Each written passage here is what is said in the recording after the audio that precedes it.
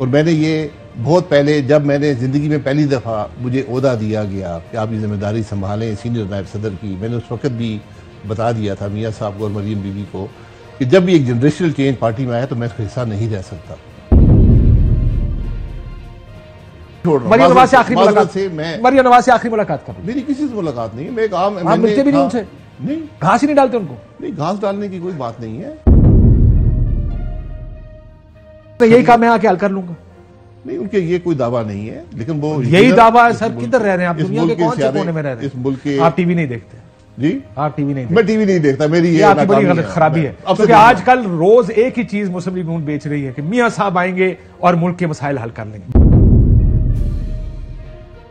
Economy कौन ठीक करेगा इस मुल्क की जब मुस्लिम लीग नून की गवर्नमेंट आ गई? तो मियां साहब या इसहाक डार साहब? मैं फिर इकोनॉमी कौन ठीक करेगा? इकोनॉमी ठीक हुई है। आज मसला ये है सर, क्या ये बात आपने शहबाज साहब से, मरीम नवाज साहब से की जो पाकिस्तान में? नहीं, मेरे लीडर नवाज शरीफ साहब। ये आपके लीडर ही नहीं? नहीं, मैं चीफ ऑर्गेनाइजर आपके लीडर नहीं है? सीनियर वाइस प्रेसिडेंट, सदर पार्टी? लीडर एक होता है, लीडर एक। सदर पार्टी को भी लीडर नहीं बनाया, चीफ ऑर्गेनाइजर भी लीडर नहीं बनाया। लेकिन आप ये राज्य से बटो लीडर है ना, ठीक है, जवाब ये तो है। ये मेरी राय है ना, लीडर मेरे नवाज शरीफ साहब हैं। एक ताल्लुक है, एक ट्रस्ट है, एक रिस्पेक्ट है, वो कायम है। और मैंने ये बहुत पहले, जब मैंने ज़िंदगी में पहली दफ़ा मुझे ओहदा दिया गया कि आप ये जिम्मेदारी संभालें सीनियर नायब सदर की, मैंने उस वक्त भी बता दिया था मियाँ साहब को और मरीम बीवी को कि जब भी एक जनरेशनल चेंज पार्टी में आया तो मैं इसका हिस्सा नहीं रह सकता। और मैंने उसी दिन ये इस्तीफा उस पार्टी के ओहदे से दे दिया था। मैं आज एक, तो इसका मतलब पार्टी मरीम नवाज के हाथ में चलेगी? नहीं, पार्टी शहबाज साहब सदर है, उनके हाथ में। हाथ में देखें, पार्टी हाथ में किसी के नहीं होती, पार्टी उसके हाथ में होती है जिसको अवाम ट्रस्ट करते हैं। आप जनरेशनल चेंज की बात आप ही कर रहे हैं ना? जनरेशनल चेंज जब आप लीडरशिप की, कोई नया लीडर सामने आएगा सर, तभी तो आप छोड़ रहे हैं ना। जनरेशनल चेंज में से नहीं छोड़ रहा। मरियम नवाज से आखिरी मुलाकात कर मेरी किसी से मुलाकात नहीं है, मैं एक आम, आप मिलते भी नहीं उनसे? नहीं, घास ही नहीं डालते उनको? नहीं, घास डालने की कोई बात नहीं है। मेरा किसी से कोई ताल्लुक नहीं है ना। मेरा सर, आपकी पार्टी क्या बात कर रहे हैं? मैं पार्टी का एक अदना मेंबर हूँ, मेरे पास कोई पार्टी का ओहदा नहीं है।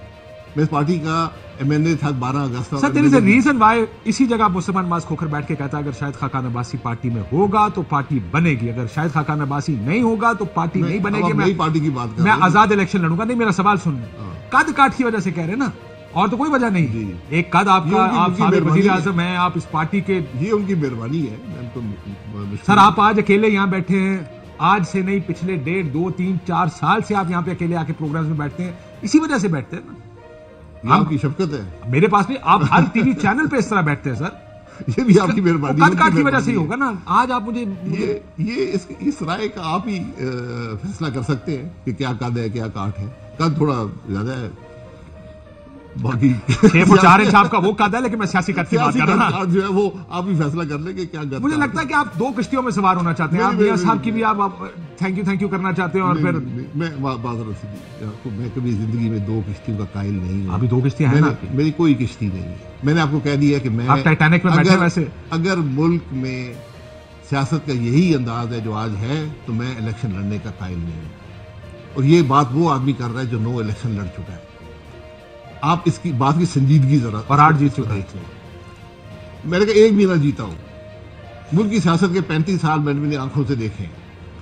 अगर मैं ये बात कर रहा हूं तो आप कुछ इसको, फिर नई पार्टी क्या? नई पार्टी एक जिद्दत देगी, एक रास्ता देगी।